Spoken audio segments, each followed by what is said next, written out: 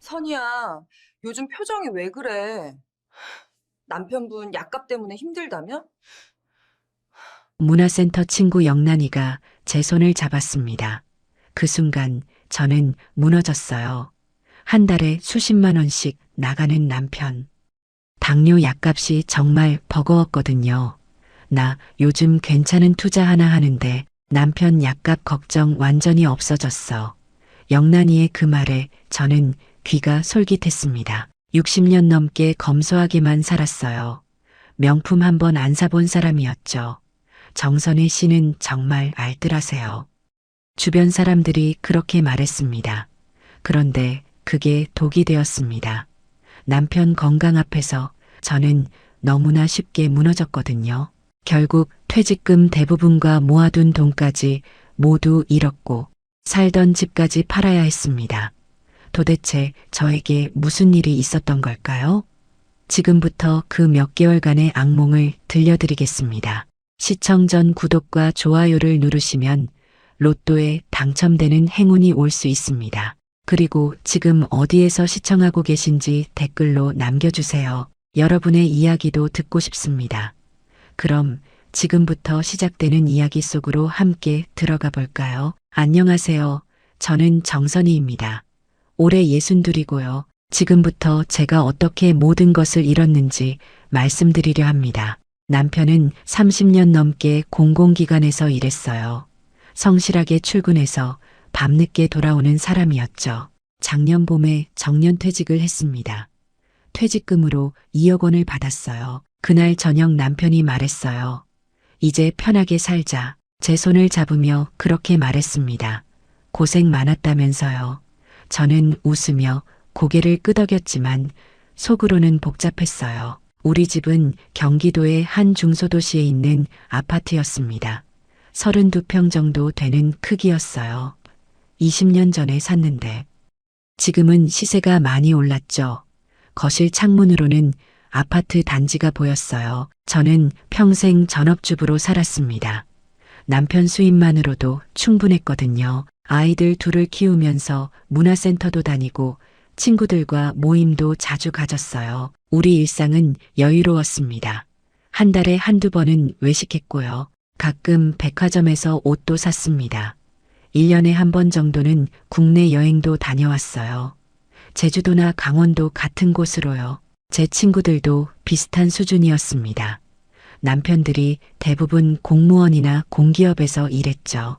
우리는 매주 목요일마다 문화센터에서 만났어요. 꽃꽂이 수업을 함께 듣고 있었습니다. 수업이 끝나면 근처 카페에서 차를 마시며 수다를 떨었죠.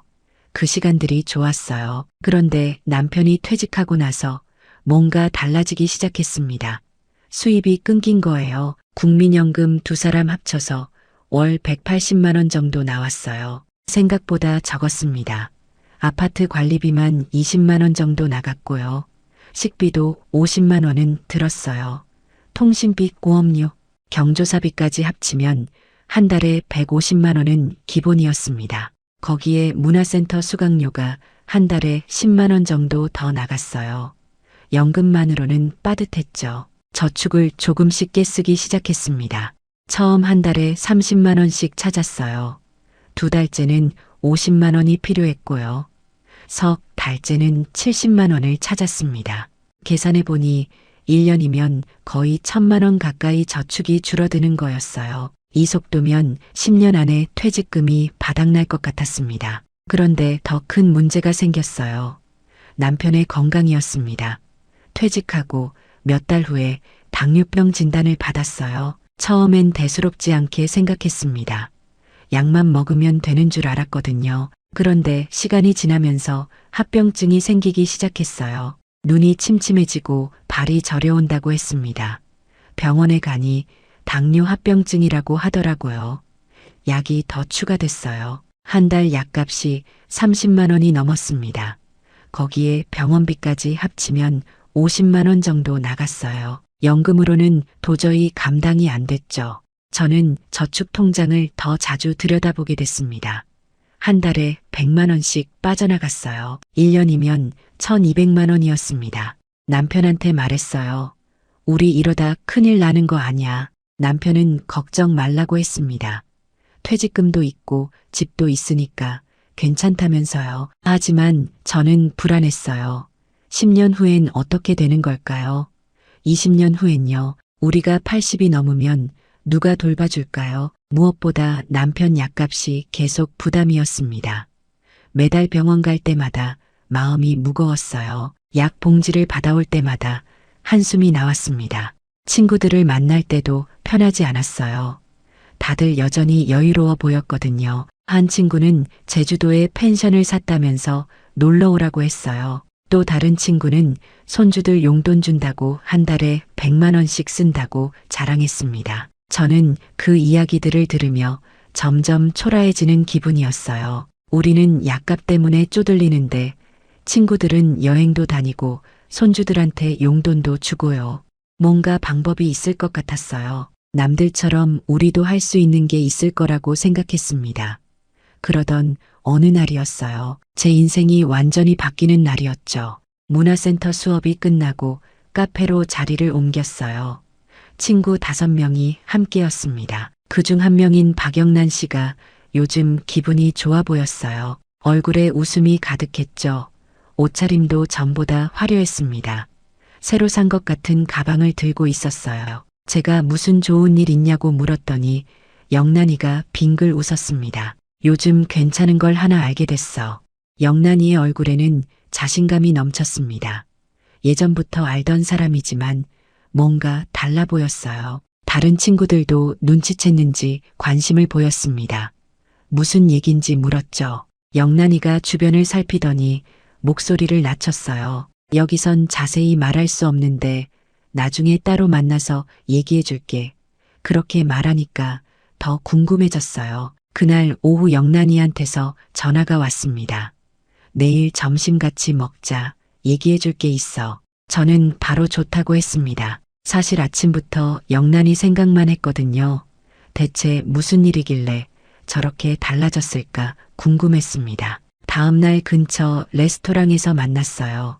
영란이가 먼저 와서 기다리고 있었습니다. 테이블에 앉자마자 영란이가 입을 열었어요. 선이야, 요즘 표정이 왜 그래? 남편 약값 때문에 힘들다며? 영란이가 제 손을 잡았습니다. 그 순간 저는 무너졌어요. 제가 얼마나 힘들었는지 털어놨습니다. 한 달에 50만 원씩 나가는 약값이 정말 버겁다고요. 저축도 계속 줄어들고 있다고 했어요. 영란이가 고개를 끄덕이며 들어줬습니다. 나도 그랬어. 우리 남편도 당뇨 있거든. 영란이도 똑같은 상황이었대요. 그래서 내가 몇 달 전부터 토지 투자를 시작했어. 토지요. 저는 고개를 갸웃했습니다. 부동산 투자는 위험하다고 들었거든요. 영란이가 웃으며 제 생각을 알아챈 듯 말했어요. 일반 부동산이 아니야. 개발 예정지 투자라고.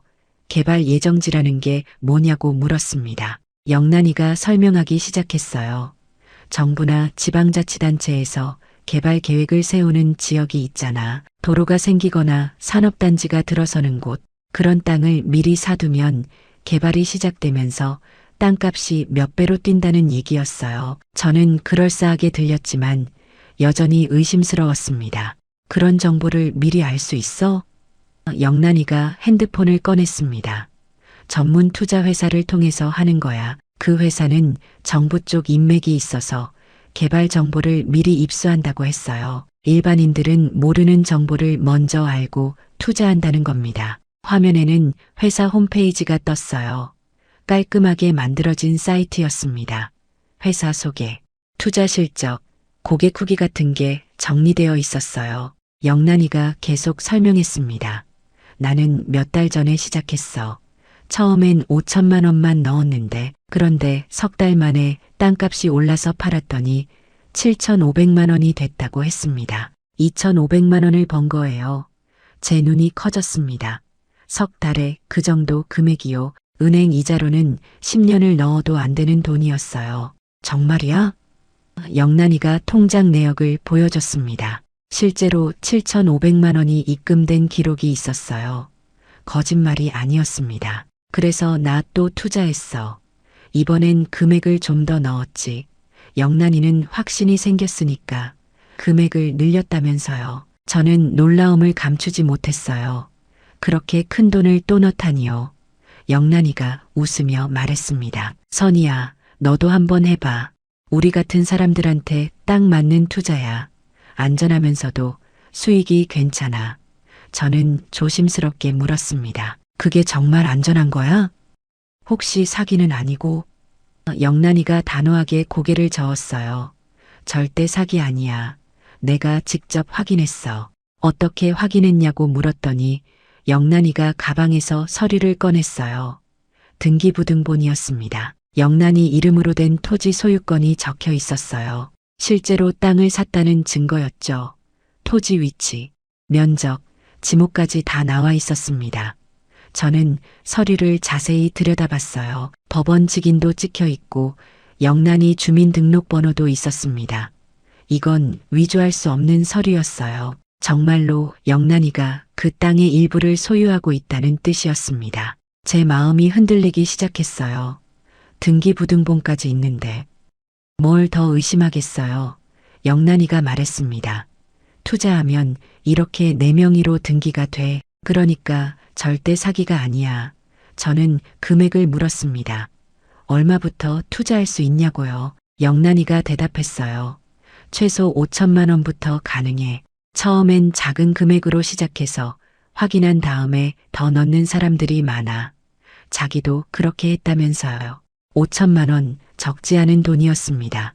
하지만 우리 통장에 그 정도는 있었어요. 영란이가 말했습니다.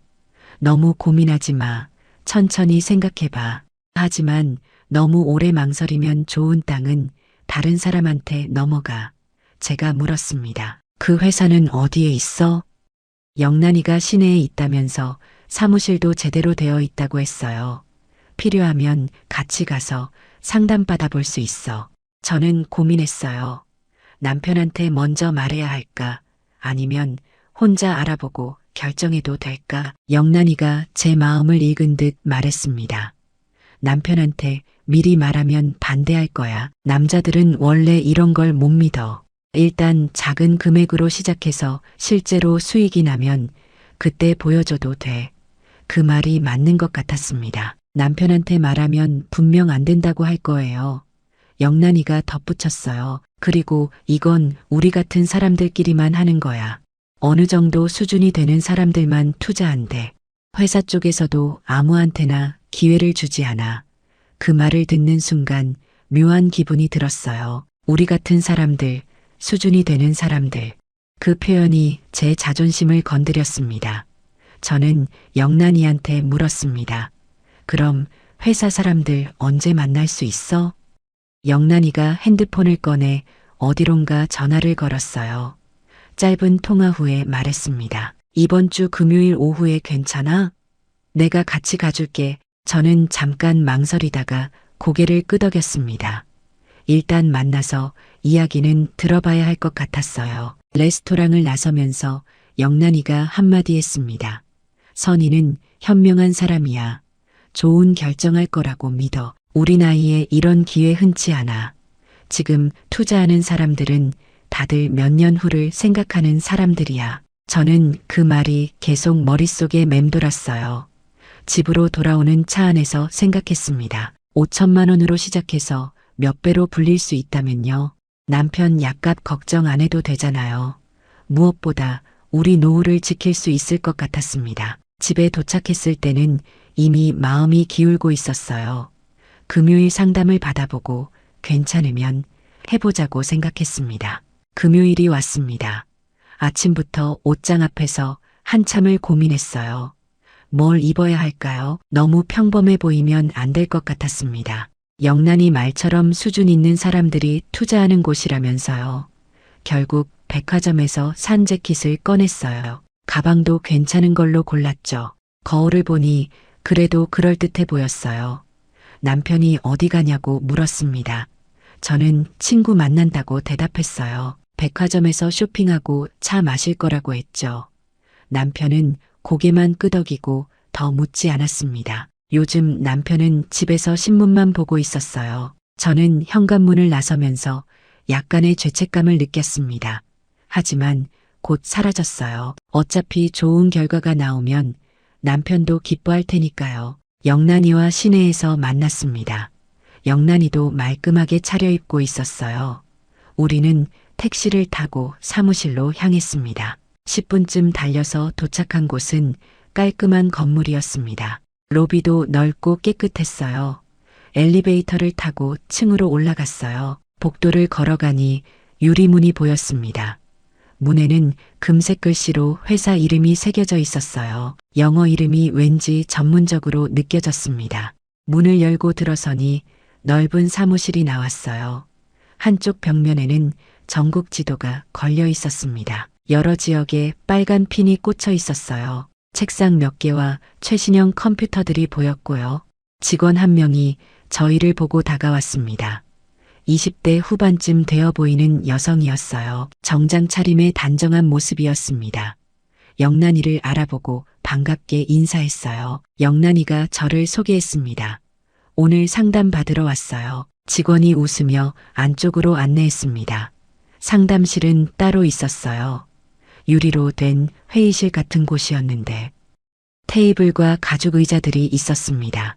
벽면에는 각종 인허가증이 액자에 담겨 걸려 있었어요. 사업자 등록증, 부동산 중개업 허가증 같은 것들이었습니다. 한쪽에는 표창장도 몇 개 보였어요. 우수 투자회사로 선정됐다는 내용이었죠. 잠시 후 한 남자가 들어왔습니다. 50대 초반쯤 되어 보였어요.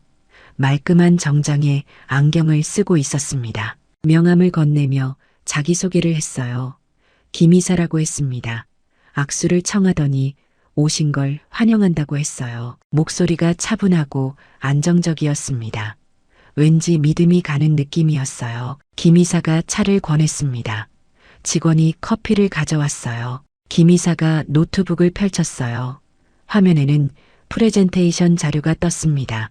회사 소개부터 시작했어요. 저희는 10년 전에 설립됐습니다. 개발 예정지 투자 전문 회사죠. 화면이 넘어가면서 투자 실적이 나왔어요. 지난 10년간 투자한 땅들의 목록이었습니다. 어느 지역은 2년 만에 3배가 올랐고요. 다른 곳은 3년 만에 5배가 됐다고 했어요. 그래프와 숫자들이 빼곡했습니다. 저는 화면을 집중해서 봤어요. 정말 인상적이었습니다. 김이사가 설명했습니다. 투자의 핵심은 정보입니다. 어느 땅이 개발될지 미리 아는 게 중요하죠. 저희 회사는 정부 쪽 인맥과 지자체 관계자들을 통해 개발 정보를 입수합니다. 일반인들은 신문에 나올 때쯤 알지만 저희는 몇 개월 전부터 압니다. 다음 화면으로 넘어갔어요. 현재 진행 중인 프로젝트들이 나왔습니다. 경기도 어느 지역에 산업단지가 들어선다는 계획이 있다면서요. 정부 주도 사업이라 확실합니다. 그곳 땅을 지금 사두면 2년 안에 최소 3배는 오를 겁니다. 김이사가 장담했어요. 저는 조심스럽게 물었습니다. 그게 정말 확실한 정보예요? 김이사가 고개를 끄덕이며 서류 하나를 꺼냈어요. 지방자치단체에서 나온 개발 계획서였습니다. 공문처럼 생긴 서류였어요. 거기에 산업단지 조성 계획이 적혀 있었습니다. 제 눈에는 진짜 같아 보였어요. 영란이가 옆에서 거들었습니다. 나도 처음엔 의심했어. 그런데 실제로 해보니까 정말이었어. 투자한 땅값이 올라서 수익을 냈어. 영란이가 다시 한번 확인시켜줬습니다. 김이사가 웃으며 말했어요. 영란 씨는 이미 저희 우수 고객이십니다. 앞으로 더 좋은 정보를 드릴 겁니다. 제가 또 물었습니다. 투자하면 정말 제 명의로 등기가 돼요? 김이사가 당연하다면서 그게 가장 중요한 부분이라고 했어요. 투자금을 입금하시면 일주일 안에 등기부등본을 보내드립니다. 법적으로 완전히 보호받으시는 겁니다. 만약 마음이 바뀌면 언제든 땅을 되팔 수도 있다고 덧붙였어요. 화면이 다시 넘어갔습니다. 투자 금액별 수익률 표가 나왔어요. 5천만 원 투자 시 예상 수익률이 100%에서 150%라고 적혀 있었습니다. 1억 투자 시에는 더 높았어요. 150에서 200%였죠. 금액이 클수록 수익률도 높았습니다. 김 이사가 설명했어요. 큰 금액을 투자하시는 분들께는 더 좋은 땅을 배정해 드립니다. 저는 마음이 완전히 기울었습니다. 사무실도 제대로 되어 있고요. 서류도 그럴싸하고요. 무엇보다 영란이가 실제로 돈을 벌었잖아요. 김 이사가 물었습니다. 투자에 관심이 있으십니까? 저는 잠깐 망설이다가 대답했어요. 네, 있습니다. 김 이사가 환하게 웃었습니다. 현명한 선택이십니다. 후회하지 않으실 겁니다. 그러면서 계약서를 꺼냈습니다. 투자 금액, 토지 위치, 면적, 예상, 수익 시기 같은 게 적혀 있었어요. 천천히 읽어보세요. 궁금한 게 있으면 물어보시고요. 저는 서류를 꼼꼼히 읽었어요. 특별히 이상한 부분은 보이지 않았습니다. 모든 게 명확하게 적혀 있었어요. 투자 기간은 1년에서 2년 정도라고 했습니다. 그 사이에 개발 소식이 발표되면 땅값이 오른다는 내용이었죠. 김 이사가 물었습니다. 얼마부터 시작하실 건가요? 저는 생각했어요. 영란이처럼 5천만 원으로 시작할까? 김 이사가 말했습니다. 처음이시니까 5천만 원 정도가 적당합니다. 확인하시고. 나중에 추가하시는 분들이 많으세요. 저는 고개를 끄덕였습니다. 5천만 원으로 하겠습니다. 김 이사가 좋다면서 계약서 밑에 서명란을 가리켰습니다. 저는 펜을 들었어요. 손이 약간 떨렸지만 이름을 썼습니다. 도장도 찍었어요. 계약서 3장에 모두 날인했습니다. 김 이사가 계좌번호를 알려줬어요. 저는 핸드폰 뱅킹 앱을 열었습니다. 우리 통장에서 5천만 원을 이체했어요. 순식간이었습니다. 확인 버튼을 누르는 순간 5천만 원이 사라졌어요. 화면에 이체 완료라는 문구가 떴습니다. 김 이사가 영수증을 주며 고맙다고 했습니다. 일주일 안에 등기부등본을 등기로 보내드리겠습니다. 땅 위치와 면적이 다 나올 겁니다. 그리고 개발 소식이 나오면 바로 연락드리겠습니다. 믿고 기다려주세요. 사무실을 나서면서 영란이가 제 팔을 잡았어요. 잘했어. 앞으로 좋은 일만 있을 거야. 우리 함께 투자하니까 든든하다면서 웃었어요. 저도 따라 웃었습니다. 하지만 속으로는 떨렸어요. 5천만 원이라는 큰 돈을 남편 몰래 투자했다는 게 실감 났거든요. 엘리베이터를 타고 내려오면서 생각했습니다. 잘한 걸까? 하지만 곧 마음을 다잡았어요. 영란이가 실제로 돈을 벌었잖아요. 등기부등본도 받을 거고요. 1년만 기다리면 1억이 넘게 될 거예요. 그럼 남편한테 당당하게 말할 수 있을 것 같았습니다. 일주일 후 등기 우편이 도착했습니다. 남편이 산책 나간 사이에 우편함을 확인했어요. 두꺼운 봉투가 와 있더라고요. 발신인은 그 투자 회사였습니다. 가슴이 두근거렸어요. 얼른 집으로 가져와서 뜯어봤습니다. 안에는 등기부등본이 들어 있었어요. 제 이름이 선명하게 적혀 있었습니다. 정선이, 주민등록번호도 정확했어요. 토지 소재지는 경기도 어느 지역이었고 면적도 나와 있었습니다. 지목은 임야였어요. 법원 직인도 찍혀 있었고요. 이건 진짜였습니다. 실제로 제가 그 땅의 일부를 소유하고 있다는 증거였어요. 안도감이 밀려왔습니다. 사기가 아니었어요. 정말로 땅을 산 거였습니다. 저는 등기부등본을 서랍 깊숙이 숨겼어요. 남편한테 들키면 안 되니까요. 하지만 마음 한편으로는 뿌듯했습니다. 제가 뭔가 제대로 된 투자를 했다는 생각이 들었거든요. 한 달이 지났습니다. 김 이사한테서 가끔 문자가 왔어요. 투자하신 땅 주변에 좋은 소식이 있다면서요. 개발 계획이 순조롭게 진행되고 있다는 내용이었습니다. 조금만 더 기다려 달라고 했어요. 저는 매일 뉴스를 확인했습니다. 혹시 그 지역 개발 소식이 나오나 싶어서요. 2달째 접어들었을 때였습니다. 영란이한테서 전화가 왔어요. 만나자. 중요한 얘기가 있어. 저는 다음 날 바로 만났어요. 영란이 표정이 밝았습니다. 좋은 소식이 있어. 핸드폰을 보여줬어요. 화면에는 계좌 입금 내역이 떠 있었습니다. 700만 원이 입금되어 있더라고요. 제가 놀라서 물었습니다. 이게 뭐야? 영란이가 웃으며 설명했어요. 지난번에 문화센터 친구 한 명을 소개했는데 그 소개비야. 그 친구가 많은 금액을 투자했는데 10%를 소개비로 받았다면서요. 700만 원이요. 저는 입이 딱 벌어졌습니다. 소개만 해도 그렇게 큰 돈을 준다니요. 영란이가 말했습니다.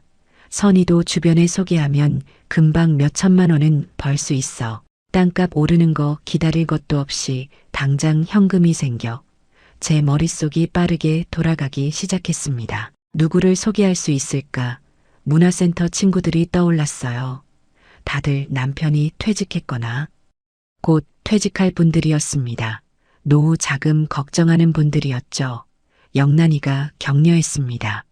선이는 사람들이 많으니까 금방 할 수 있을 거야. 내자 도와줄게. 저는 집으로 돌아와서 생각했습니다. 문화센터에서 친하게 지내는 분들이 3명 있었어요. 그분들한테 이 좋은 기회를 알려주면 어떨까?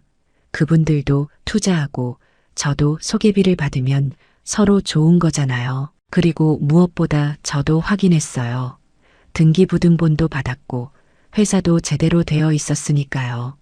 이건 사기가 아니었습니다. 다음 주 목요일 수업이 끝나고 카페에 모였습니다. 저는 조심스럽게 화제를 꺼냈어요. 요즘 괜찮은 투자를 하나 알게 됐어. 친구들의 눈빛이 반짝였습니다. 무슨 투자냐고 물었어요. 저는 토지 투자라고 설명했습니다. 개발 예정지 땅을 미리 사두면 나중에 몇 배로 올라. 나도 실제로 하고 있어. 믿을 만한 곳이라고 했습니다. 등기부등본도 받았다고 강조했어요. 한 친구가 관심을 보였습니다.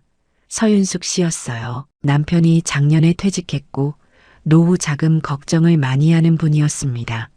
윤숙이가 물었어요. 정말 안전한 거야? 저는 자신 있게 대답했습니다. 내가 직접 사무실도 가봤고 등기부등본도 받았어. 영란이도 이미 수익을 냈어. 다른 친구들도 귀를 기울였어요. 이미자 씨와 장윤경 씨였습니다. 미자는 남편이 공기업에서 일했는데 은퇴 후 수입이 줄어서 고민이었대요. 윤경이는 남편 사업이 어려워져서 재테크가 필요하다고 했었어요. 3분 모두 관심을 보이는 게 느껴졌습니다. 저는 김이사 명함을 꺼냈어요. 관심 있으면 상담받아봐. 내가 소개한다고 하면 잘 안내해 줄 거야. 윤숙이가 명함을 받으며 생각해 보겠다고 했습니다. 미자와 윤경이도 고개를 끄덕였어요. 며칠 후 윤숙이한테서 연락이 왔습니다. 상담받고 싶어. 같이 가줄 수 있어? 저는 당연하다고 했습니다. 다음 주에 약속을 잡았어요. 김이사한테 미리 연락했더니 환영한다고 했습니다. 윤숙이를 데리고 사무실에 갔어요. 김이사가 반갑게 맞아줬습니다. 저는 옆에서 윤숙이가 상담받는 걸 지켜봤어요. 김이사가 자세히 설명하는 걸 들으며 거들기도 했습니다. 제가 실제로 투자하고 있다는 것, 등기부등본도 받았다는 것, 안전하다는 것을 강조했어요. 윤숙이가 점점 관심을 보이는 게 느껴졌습니다. 결국 윤숙이가 결정했습니다. 7천만 원을 투자하겠다고 했어요. 저는 옆에서 잘 결정했다며 격려했습니다. 윤숙이가 계약서를 쓰고 돈을 입금하는 걸 지켜봤어요. 사무실을 나서면서 윤숙이가 고맙다고 했습니다. 좋은 정보 알려줘서 정말 고마워. 나중에 꼭 밥 살게. 일주일 후 김이사한테서 연락이 왔습니다. 통장으로 700만 원이 입금될 겁니다. 확인해 보세요. 소개비였습니다. 저는 급하게 통장을 확인했습니다. 정말로 700만 원이 들어와 있었어요. 가슴이 뛰었습니다. 한 번에 700만 원이라니요. 남편 약값 1년치가 넘는 돈이었어요. 저는 그날 기분이 너무 좋았습니다. 남편한테 말하고 싶었어요. 하지만 참았습니다. 아직은 아니었어요. 조금만 더 기다리면 더 큰 돈을 벌 수 있을 것 같았습니다. 저는 그 돈으로 백화점에 갔습니다. 오랜만에 쇼핑을 제대로 했어요. 예전에 참았던 가방이 있었거든요. 100만 원이 넘는 가방이었는데 그날은 망설임 없이 샀습니다. 제가 번 돈으로 사는 거였으니까요. 옷도 몇 벌 샀고요. 구두도 새로 샀습니다. 계산대에서 카드를 내밀 때 기분이 좋았어요. 다음 주 문화센터에서 친구들을 만났을 때 새 가방을 들고 갔어요. 친구들이 알아봤습니다. 가방 새로 샀어? 예뻐. 저는 웃으며 그냥 하나 샀다고 했습니다. 속으로는 뿌듯했어요. 미자와 윤경이도 투자 상담을 받고 싶다고 연락이 왔어요. 저는 두 분을 각각 사무실로 안내했습니다. 미자는 5천만 원을 넣었고요. 윤경이는 1억을 투자했어요. 저는 또 소개비를 받았습니다. 미자 소개로 500만 원, 윤경이 소개로 1,000만 원이었어요. 한 달 만에 2,200만 원을 벌었습니다. 통장 잔고가 늘어나는 걸 보니 기분이 너무 좋았어요. 제가 직접 번 돈이었습니다. 남편 몰래 제 힘으로 벌어들인 거였어요. 이 돈으로 뭘 할까 생각하니 설레기도 했고요. 동시에 욕심도 생겼습니다. 더 많은 사람을 소개하면 더 많은 돈을 벌 수 있잖아요. 그리고 제 투자금도 곧 몇 배로 불어날 거예요. 김 이사가 말했거든요. 곧 개발 소식이 발표될 거라면서요. 어느 날 김 이사한테서 전화가 왔습니다. 특별 제안이 있습니다. 사무실로 와주실 수 있으세요? 저는 다음 날 바로 갔습니다. 김 이사가 새로운 투자처를 소개했어요. 이번엔 더 큰 프로젝트입니다. 정부주도 산업단지 개발이에요. 화면에 계획도가 떴어요. 엄청난 규모였습니다. 김 이사가 설명했어요. 이건 확정된 사업입니다. 3년 안에 땅값이 최소 5배는 오를 겁니다. 하지만 투자 금액도 컸어요. 최소 1억 원부터라고 했습니다. 저는 고민됐습니다. 1억은 큰 돈이었어요. 하지만 5배면 5억이 되는 거잖아요. 김 이사가 말했습니다. 선희 씨는 이미 우수 고객이십니다. 특별히 이 기회를 드리는 겁니다. 다른 분들한테는 아직 공개하지 않았어요. 저는 마음이 흔들렸습니다. 소개비로 번 돈이 2천만 원 정도 있었어요. 거기에 조금만 더 보태면 1억을 만들 수 있었습니다. 남편 통장에서 몰래 빼내면 됐어요. 어차피 몇 년 후엔 5배가 될 텐데 그때 다시 넣어두면 되잖아요. 남편 약값도 걱정 없고 우리 노후도 완전히 해결되는 거야. 저는 속으로 중얼거렸습니다. 저는 결정했습니다. 해보겠습니다. 김 이사가 환하게 웃었습니다. 현명한 선택이십니다. 후회하지 않으실 겁니다. 저는 계약서를 썼습니다. 그리고 1억 원을 이체했어요. 남편 퇴직금 통장에서 8천만 원, 제 소개비 통장에서 2천만 원을 합쳐서요. 사무실을 나서면서 생각했습니다. 이제 총 1억 5천만 원을 투자한 거예요. 몇 년 후면 엄청난 돈이 될 거였습니다. 상상만 해도 행복했어요. 그 돈이면 남편 약값은 물론이고 우리 노후를 완전히 지킬 수 있을 것 같았습니다. 친구들한테도 말했어요. 나 요즘 남편 건강 많이 좋아졌어. 거짓말이었습니다. 남편 상태는 그대로였어요. 하지만 저는 계속 말했습니다. 약값 걱정도 없어졌고 요즘 정말 마음 편해. 친구들이 부러워하는 게 느껴졌어요. 선이 너 요즘 표정이 밝아졌다. 누군가 말했습니다. 저는 웃으며 고개를 끄덕였어요. 속으로는 조금 찔렸습니다. 제가 거짓말을 하고 있다는 걸 알았거든요. 하지만 곧 괜찮아질 거라고 생각했어요. 투자금이 불어나면 진짜로 남편 약값 걱정 없을 테니까요. 그때 가서 다 털어놓으면 되는 거였습니다. 투자한 지 석 달이 지났습니다. 김 이사한테서 가끔 문자가 왔어요. 개발 계획이 잘 진행되고 있다는 내용이었습니다. 조금만 더 기다려달라고 했죠. 저는 매일 뉴스를 확인했지만 특별한 소식은 없었어요. 하지만 크게 걱정하지 않았습니다. 이런 건 시간이 걸린다고 김 이사가 말했었으니까요. 문화센터 친구들과 차를 마실 때도 투자 이야기가 나왔습니다. 윤숙이가 말했어요. 선이야, 언제쯤 땅값이 오를까? 저는 자신 있게 대답했습니다. 조금만 더 기다려봐. 개발 소식 나오면 바로 오를 거야. 미자도 물었어요. 나도 추가로 더 넣을까 생각 중인데 저는 격려했습니다. 좋은 생각이야. 나도 추가로 넣었어. 그때 저는 몰랐습니다. 제가 친구들을 더 깊은 늪으로 끌어들이고 있다는 거려. 넉 달째 되던 어느 날이었습니다. 김 이사한테 전화를 걸었는데 안 받더라고요. 문자를 보냈지만 답이 없었어요. 처음엔 바쁜가 보다 생각했습니다. 다음 날 다시 걸었는데 여전히 안 받았습니다. 조금 불안해지기 시작했어요. 영란이한테 전화했습니다. 김 이사 연락돼? 영란이도 요즘 잘 안 된다면서 걱정하는 목소리였습니다. 하지만 괜찮을 거라면서 원래 개발 사업은 시간이 오래 걸린다고 했어요. 저는 그 말을 믿기로 했습니다. 일주일이 더 지났습니다. 여전히 김 이사한테서는 연락이 없었어요. 저는 직접 사무실에 가보기로 했습니다.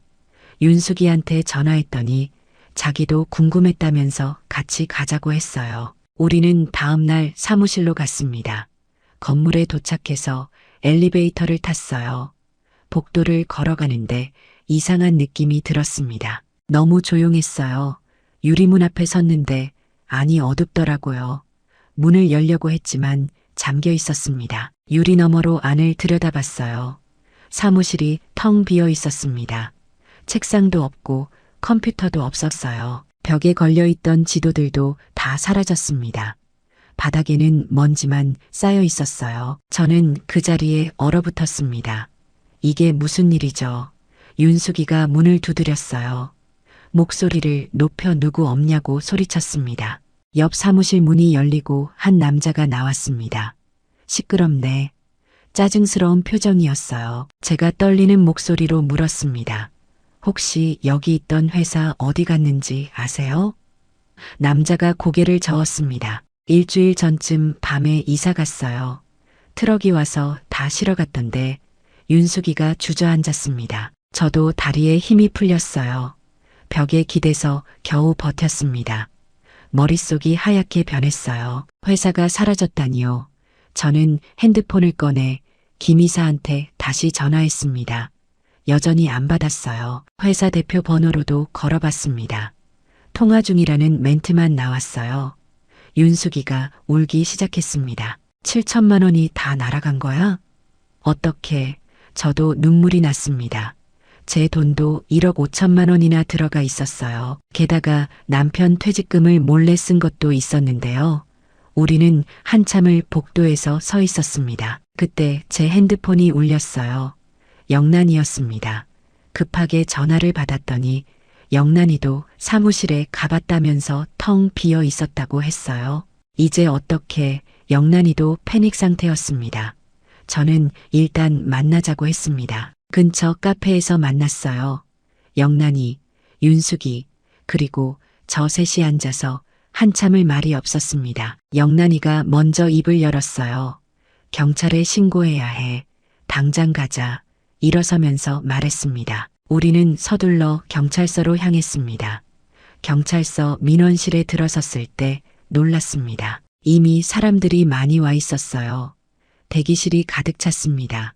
다들 우리처럼 투자한 사람들이었어요. 나이 든 분들이 대부분이었습니다. 한 할머니가 울고 계셨어요. 전 재산을 다 넣었는데 이제 어떻게 살아? 형사가 저희를 불렀습니다. 조사실로 들어가 진술을 했어요. 언제 투자했는지, 얼마를 넣었는지, 어떤 경로로 알게 됐는지 하나하나 물어봤습니다. 저는 떨리는 목소리로 대답했어요.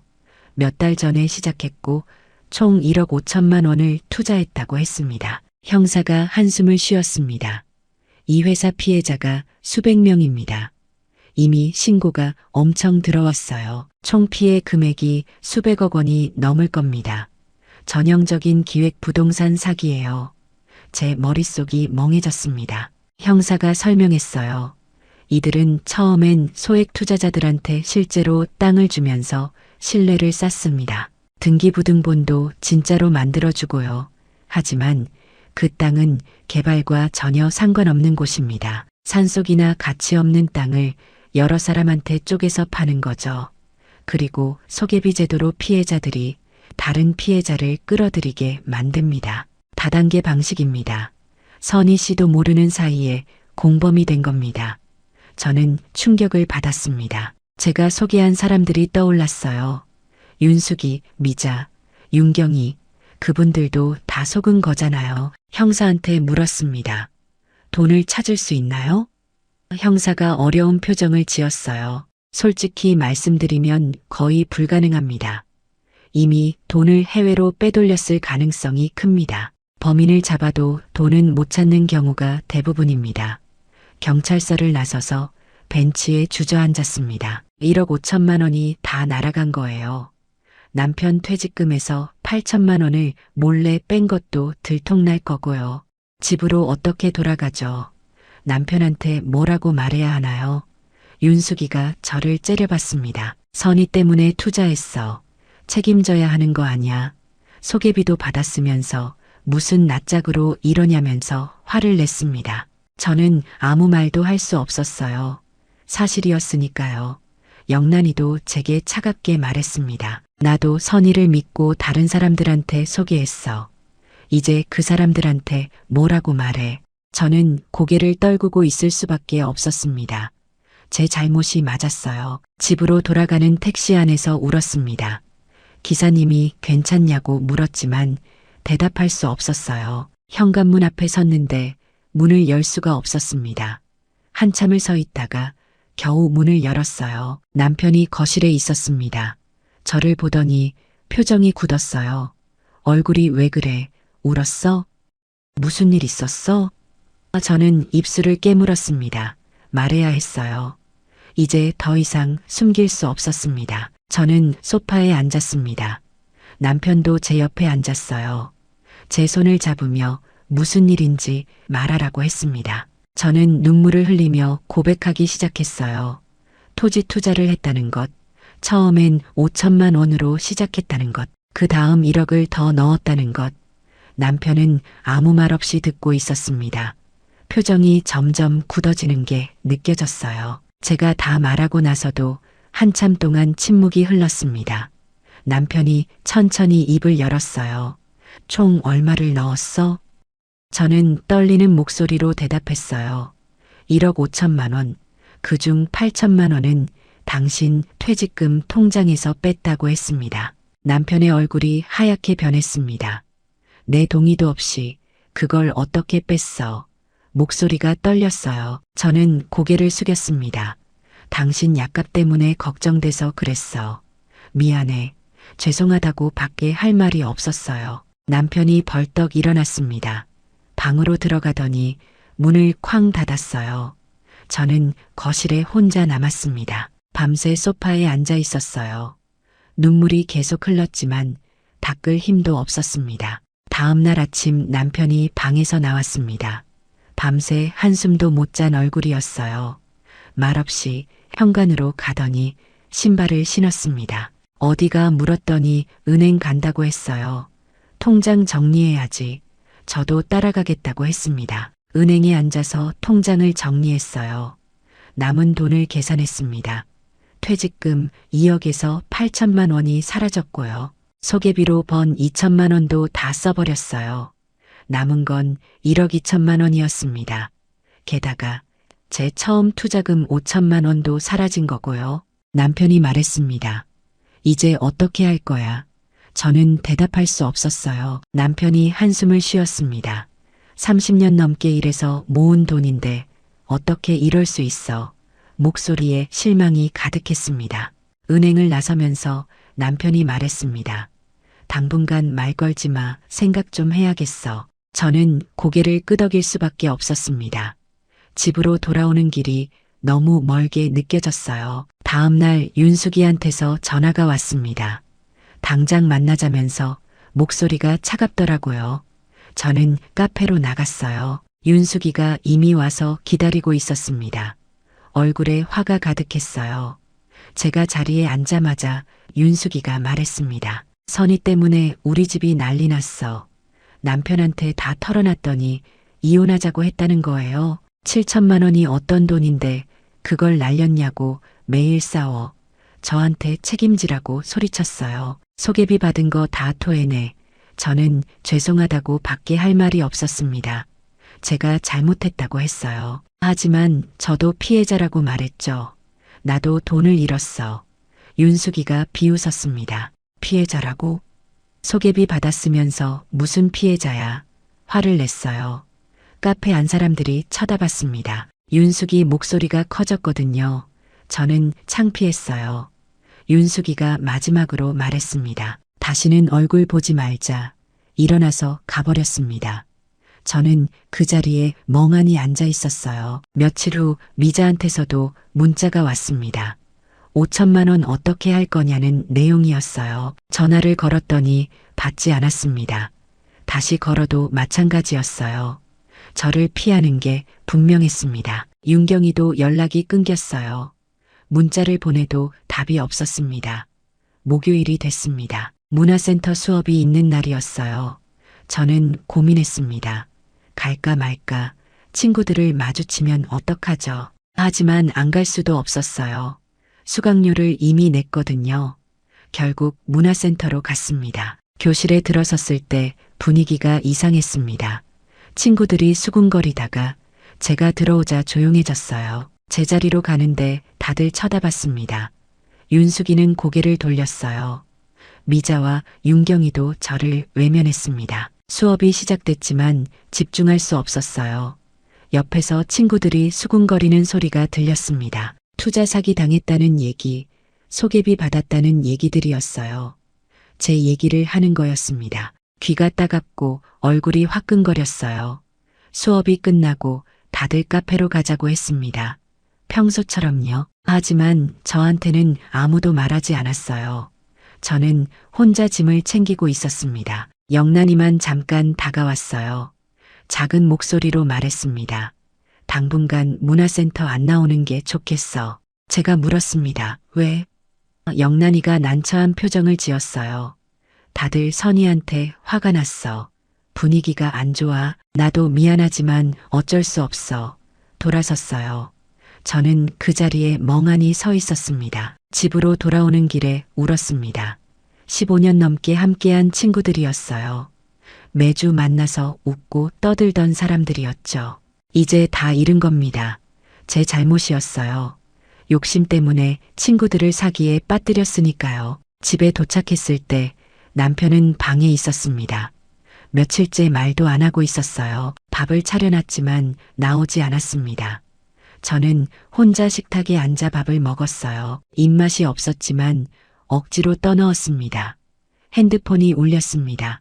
모르는 번호였어요. 받았더니 미자 남편이었습니다. 목소리가 차갑더라고요. 우리 집사람 투자시킨 거 책임질 거야? 5천만 원 돌려줘.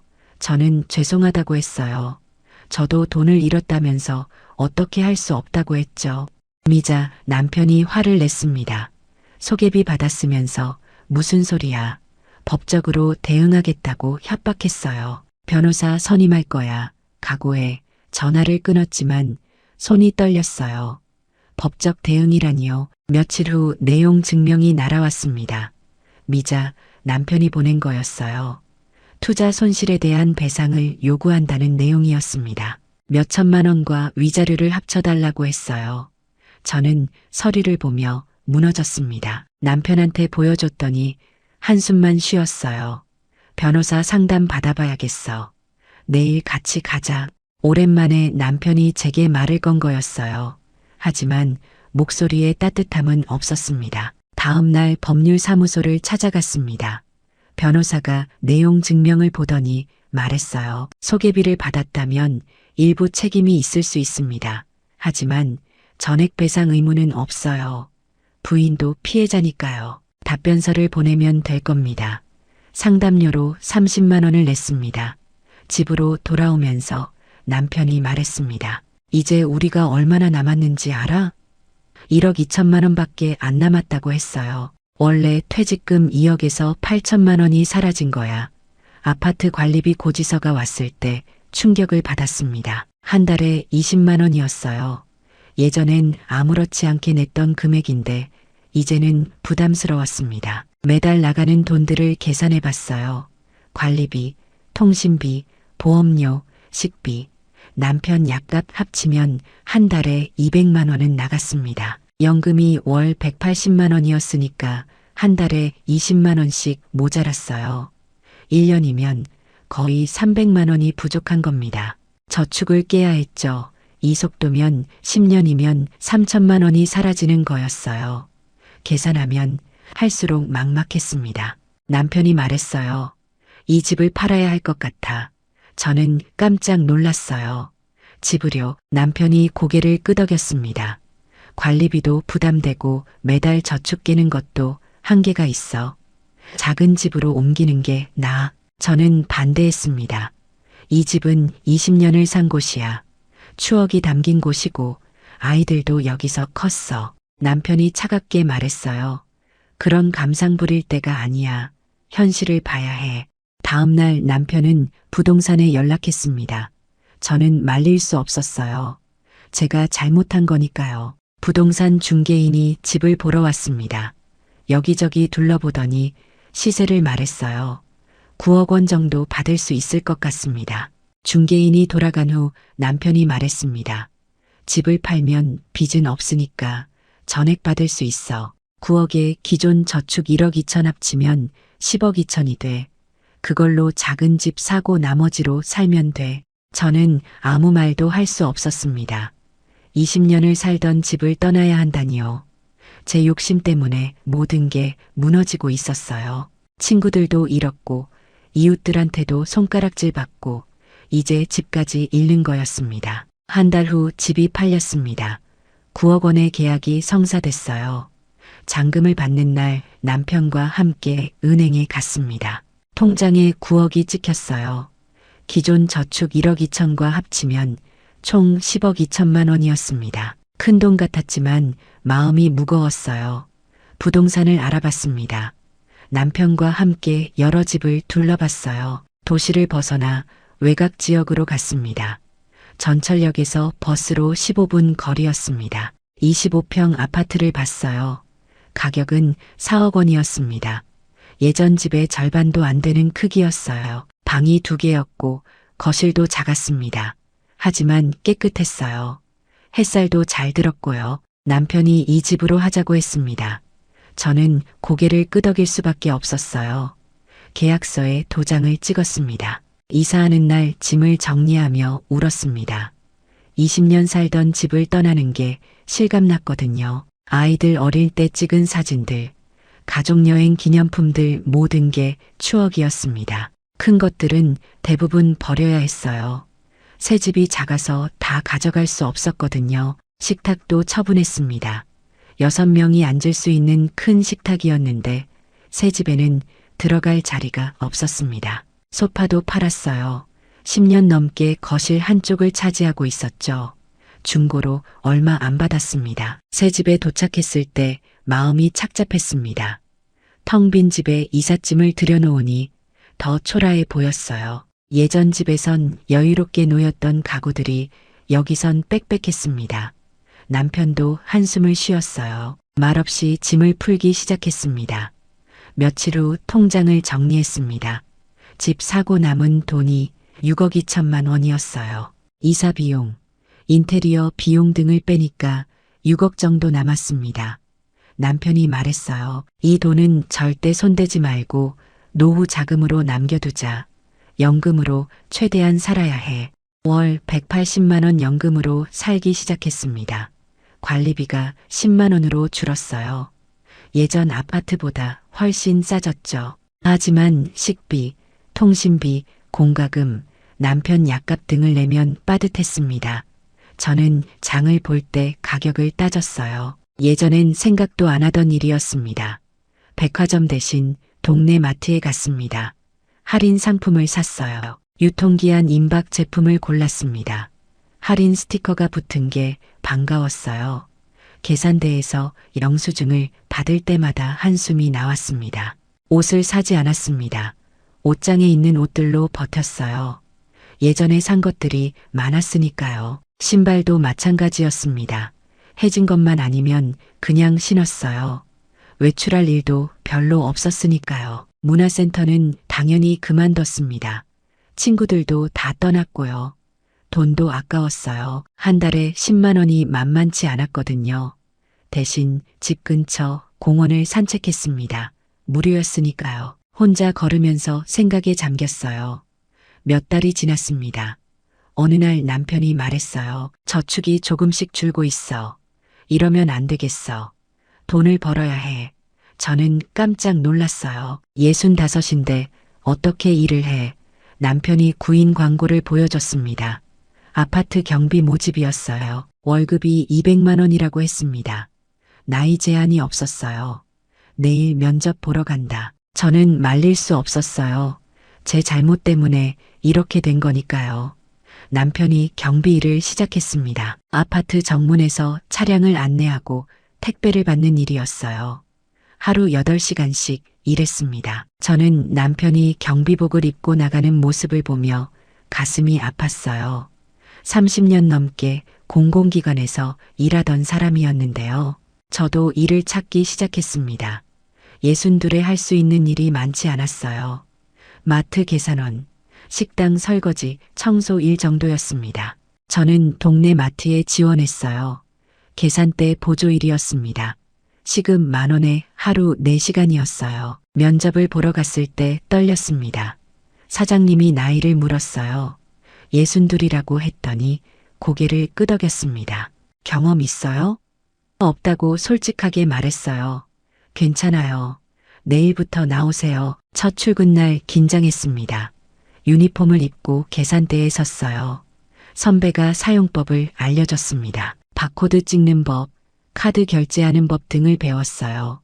처음엔 손이 떨렸습니다. 실수도 많이 했어요. 손님들이 기다리면 당황했습니다. 일주일쯤 지나니까 익숙해졌습니다. 손님들이 물건을 내밀면 재빨리 바코드를 찍었어요. 계산도 정확하게 했습니다. 사장님이 잘한다고 칭찬했어요.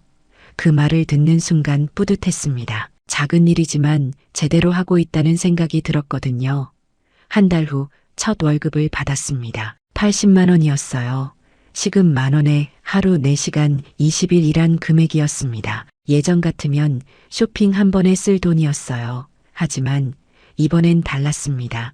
제가 직접 땀 흘려번 돈이 남편도 월급을 받았습니다. 200만 원이었어요. 우리 둘이서 한 달에 280만 원을 버는 거였습니다. 연금 180과 합치면 460만 원이었어요. 생활비로 충분했습니다. 더 이상 저축을 깰 필요가 없었어요. 저녁에 남편과 식탁에 앉아 밥을 먹었습니다. 오랜만에 대화를 나눴어요. 오늘 일은 어땠어? 남편이 물었습니다. 저는 괜찮았다고 대답했어요. 손님 중에 친절한 분들이 계셔서 좋아. 남편도 자기 일 얘기를 했어요. 아파트 주민들이 대부분 좋은 사람들이야. 가끔 힘들 때도 있지만 할만해. 남편 얼굴에 미소가 번졌어요. 오랜만에 보는 미소였습니다. 경찰서에서 연락이 왔습니다. 사기범들을 검거했다는 소식이었어요. 김 이사와 회사 대표, 조직원들이 모두 잡혔다고 했습니다. 재판이 곧 시작된다면서 증인으로 출석해달라고 했어요. 법정에 갔습니다. 피고인석에 김 이사가 앉아 있었어요. 말끔했던 모습은 온데간데 없었습니다. 초라한 얼굴로 고개를 숙이고 있었어요. 검사가 죄상을 낭독했습니다. 수백 명을 속여 수백억 원을 가로챘다는 내용이었어요. 재판장이 피고인에게 물었습니다. 피해자들에게 할 말이 있습니까? 김 이사가 일어섰어요. 작은 목소리로 말했습니다. 죄송합니다. 변명의 여지가 없습니다. 벌을 받겠습니다. 하지만 그 말이 제게는 공허하게 들렸어요. 판결이 나왔습니다. 징역 10년이었어요. 조직원들도 각각 형을 받았습니다. 하지만 돈은 돌아오지 않았어요. 이미 해외로 빼돌렸고 대부분 쓴 상태였습니다. 회수 가능한 금액은 전체의 10%도 안 됐어요.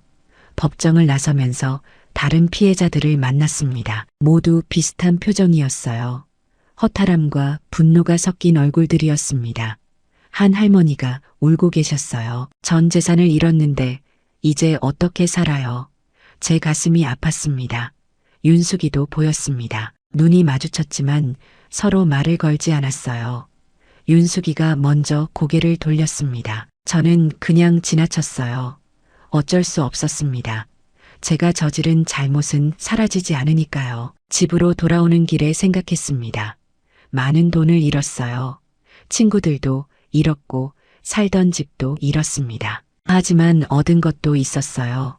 정직하게 사는 법을 배웠습니다. 남을 탓하지 않고 제 잘못을 인정하는 법도 알았어요. 무엇보다 진짜 품위가 무엇인지 깨달았습니다. 명품 가방을 들고 백화점을 다니는 게 품위가 아니었어요. 해외여행을 자랑하는 것도 아니었습니다. 진짜 품위는 정직하게 일하고 당당하게 사는 거였습니다. 마트에서 일한 지도 1년이 됐어요. 이제는 능숙하게 계산대를 다룹니다. 손님들도 저를 알아봐요. 단골 손님들이 생겼습니다. 인사를 건네고 안부를 물어요. 그분들과 나누는 짧은 대화가 좋았습니다. 남편도 경비일에 적응했습니다. 아파트 주민들이 남편을 좋아했어요. 친절하시다면서 칭찬했습니다. 명절 때는 선물도 받아왔어요. 과일 바구니, 상품권 같은 것들이었죠. 남편이 기뻐하는 모습을 보니 저도 좋았습니다. 우리는 매달 월급을 모았습니다. 생활비를 쓰고 남은 돈을 저축했어요. 한 달에 100만 원 정도 모을 수 있었습니다. 적은 돈이지만 쌓이니까 뿌듯했어요. 1년에 1200만 원씩 모으는 거였습니다. 어느 날 마트에서 일하는데 한 손님이 말을 걸었습니다. 할머니였어요. 혼자 사시는 것 같았습니다. 장바구니가 무거워 보였거든요. 도와드릴까요? 제가 물었더니 고맙다면서 웃으셨어요. 계산을 마치고 나갈 때까지 함께 가방을 들어드렸습니다. 할머니가 고맙다면서 제 손을 잡았습니다. 착하시네요. 복 받으실 거예요. 그 순간 눈물이 핑 돌았습니다. 누군가한테 고맙다는 말을 들은 게 얼마만인지 몰랐어요. 최근 몇 달은 원망과 비난만 들었었거든요. 퇴근길에 공원을 지나갔습니다. 벤치에 앉아 쉬었어요. 해가 지고 있었습니다. 노을이 예뻤어요. 예전엔 이런 걸 볼 여유가 없었습니다. 바쁘게 살았거든요. 친구들 만나고 쇼핑하고 문화센터 다니느라요. 지금은 달랐습니다. 천천히 걷고 주변을 둘러볼 시간이 있었어요. 공원 나무들이 보였고 새소리도 들렸습니다. 산책하는 사람들의 얼굴도 보였어요. 평범한 일상이었지만 소중하게 느껴졌습니다. 집으로 돌아왔을 때 남편이 저녁을 차려놨습니다. 간단한 식사였어요. 된장찌개와 김치, 계란말이였습니다. 하지만 맛있었어요. 우리 둘이 마주 앉아 밥을 먹었습니다. 남편이 말했어요. 오늘 수고했어. 저도 대답했습니다. 당신도 수고했어. 남편이 웃었어요. 우리 이제 괜찮아질 거야. 힘내자. 저는 고개를 끄덕였어요. 그렇게 믿고 싶었습니다. 제가 저질렀던 실수를 조금씩이라도 만회할 수 있기를요. 최근에 동네 도서관에서 봉사 모집 공고를 봤습니다. 금융사기 예방 강연을 해줄 사람을 찾는다는 내용이었어요. 저는 고민 끝에 신청했습니다. 제 경험을 나누면 누군가에게 도움이 될 것 같았거든요. 첫 강연은 긴장됐습니다. 어르신들 30명 정도가 모였어요. 저는 마이크를 잡고 이야기를 시작했습니다. 제가 어떻게 기획 부동산 사기를 당했는지, 얼마를 잃었는지, 지금 어떻게 살고 있는지 솔직하게 말했어요. 어르신들이 숨죽이며 들었습니다. 강연이 끝나고 한 할머니가 다가왔어요. 고맙습니다. 저도 비슷한 제안을 받았는데 거절하기로 했어요. 제 이야기를 듣고 생각이 바뀌었다면서요. 그 말을 듣는 순간 눈물이 났습니다. 제가 누군가를 구했어요. 한 분이라도 제 실수를 통해 배웠다면 의미가 있는 거잖아요. 그 후로 계속 강연을 다녔습니다. 복지관, 경로당, 주민센터, 어디든 요청이 오면 갔어요. 강연을 할 때마다 말합니다. 쉽게 돈을 벌 수 있다는 말을 조심하세요. 고수익을 보장한다는 투자는 의심해야 합니다. 특히 지인이 소개한다고 해서 무조건 믿으면 안 됩니다. 기획 부동산 사기는 정말 교묘합니다. 등기부등본도 진짜로 만들어주고 소개비도 실제로 줘요. 처음엔 작은 금액으로 신뢰를 쌓고 나중에 큰 돈을 가져갑니다. 땅이 있으니까 안전하다고 생각하면 안 돼요. 저는 등기부등본도 받았고 법무사한테 확인도 받았습니다. 그런데도 속았어요. 강조합니다. 무엇보다 혼자 결정하지 말라고 말합니다. 가족과 상의하세요. 배우자나 자식들한테 말하면 반대할까봐 숨기면 안 됩니다. 그게 더 큰 화를 부릅니다. 저처럼 되지 마세요. 남편 약값 때문이었어도 상의했어야 했습니다. 지금 저는 행복합니다. 예전만큼 여유롭진 않지만 마음이 편해요. 정직하게 살고 있으니까요. 매일 마트에 출근해서 성실하게 일합니다. 손님들한테 친절하게 대하고 맡은 일을 제대로 해요. 남편과의 관계도 회복됐습니다. 예전보다 대화가 많아졌어요. 저녁마다 하루 일과를 나누고 서로 격려합니다. 주말엔 함께 산책을 나가요. 손을 잡고 공원을 걸으면서 미래를 얘기합니다. 저축도 조금씩 늘고 있어요. 1년에 1,200만 원씩 모으니까 10년이면 억 원이 넘어요. 느리지만 확실합니다. 남의 돈을 빼앗는 게 아니라 제 땀으로 버는 거예요. 그게 진짜 제 돈입니다. 여러분께 꼭 말씀드리고 싶습니다. 품위는 겉모습이 아니에요. 명품 가방이나 비싼 옷이 품위를 만들지 않습니다. 진짜 품위는 정직하게 사는 거예요. 남한테 피해주지 않고 떳떳하게 사는 겁니다. 나이 들어서도 일할 수 있다는 게 감사해요. 건강하게 일하고 돈을 벌 수 있다는 게 축복입니다. 부끄러운 일이 아니에요. 오히려 자랑스러운 일이에요. 저는 마트 계산원이지만 당당합니다. 만약 투자 권유를 받으신다면 한 번 더 생각하세요. 은행 이자가 적다고 불안해하지 마세요. 그게 가장 안전한 겁니다. 욕심내지 마세요. 절박해도 가족과 상의하세요. 저처럼 모든 걸 잃을 수 있어요. 제 이야기가 누군가에게 교훈이 되길 바랍니다. 같은 실수를 반복하지 않았으면 좋겠어요. 여러분의 노후 자금을 지키세요. 그게 진짜 품격 있는 노후입니다. 저는 오늘도 마트에 출근합니다.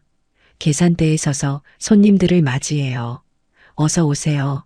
인사합니다. 그 순간이 행복해요. 제가 누군가에게 도움이 되고 있으니까요. 정직하게 살고 있으니까요. 이게 제 이야기입니다. 남편 약값 걱정 때문에 시작했다가 많은 돈을 잃고 모든 걸 잃었지만 진짜 품위를 찾은 62 정선이의 이야기입니다. 감사합니다. 우리의 이 사연이 마음에 남았다면 좋아요를 눌러주세요. 그리고 소중한 사람들과 함께 이 이야기를 나눠주시길 바랍니다. 여러분의 한마디가 누군가에겐 큰 위로가 될 수 있습니다.